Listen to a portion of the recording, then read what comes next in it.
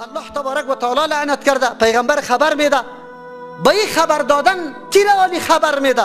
ما را خبر میده که شما مثل یهود و نصارا نشوید که قبر پیغمبرتان مسجد جور بکنید. یا است که پیغمبر بددعا میکنه که لعنت الله سر یهود و نصارا باشه. به خاطر که امت درک بکنه که پیغمبر به او کسانی که قبر پیغمبر سجدگاه جور میکنه، پیغمبر خود سرش لعنت گفته. خود پیغمبر او را لعنت گفته. دیگه چی باقی مانده؟ یک کسی را که خودی اما پیغمبری که برای خود رهبر میدانی، در روز قیامت امید و طمع شفاعتش داری، او برای تو بددعا کرده باشه که لعنت الله باشه، دیگه چی برای باقی میمانه؟ چطور مؤمن هستی ادعا داری که من بله پیروی از محمد صلی الله علیه و سلم دارم و او پیغمبرم است؟ مسجد چی را میگه؟ مسجد چی را میگه؟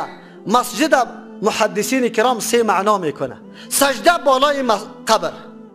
هر کسی که بالای قبر سجده میکنه، ولو که بوسه کردن باشه پنجره را خود خم میکنه، چنانچه عالی مشاهده میشه، خصوصا در او مردمی که عقیده توحید الله را نداره، کل عمر در شرک و قبر پرستی تیر کرده. او مردم شما میبینه که دستمالا را در گردن خود بسته کرده، از راه های دور به استاده قدم نمیزنه، بلکه به چرغوک میاد پالوی قبر و قبر بوسه میکنن و سجده میکنن. شما خوب ببینه اینطور مردم پیغمبر صلی الله علیه وسلم لعنت گفته.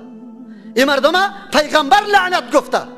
و هر کسی که به می منوال به قبر سجده میکنه، یک معنای مساجد امیسته، سجده بالای قبر کردن. دوم، سجده به سوی قبر کردن. قبر وجود داره و تو طرف قبر سجده میکنی. سوم، قصد کردن برای قبر، به خاطر نماز که اونجا نماز بخوانم، دعا بکنم، به خاطر که اونجا قبول میشه.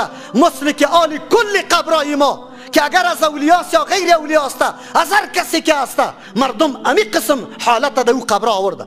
امروز در شهید و شمشیره در پالوی قبر نماز خوانده بشه، در شهدای صالحین در پالوی قبر نماز خوانده بشه، در مزار در پالوی قبر نماز خوانده میشه. و امی امت است، امی امت که ادعا داره که رهبر ما محمد رسول الله صلی الله علیه و سلم است، ولی خبر نداره که پیغمبر یار لعنت گفته. پیغمبر اینطور مردم باز را پیدا میکنه، دعوا میکنه که ما امت پیغمبر هستیم. کلا قطعا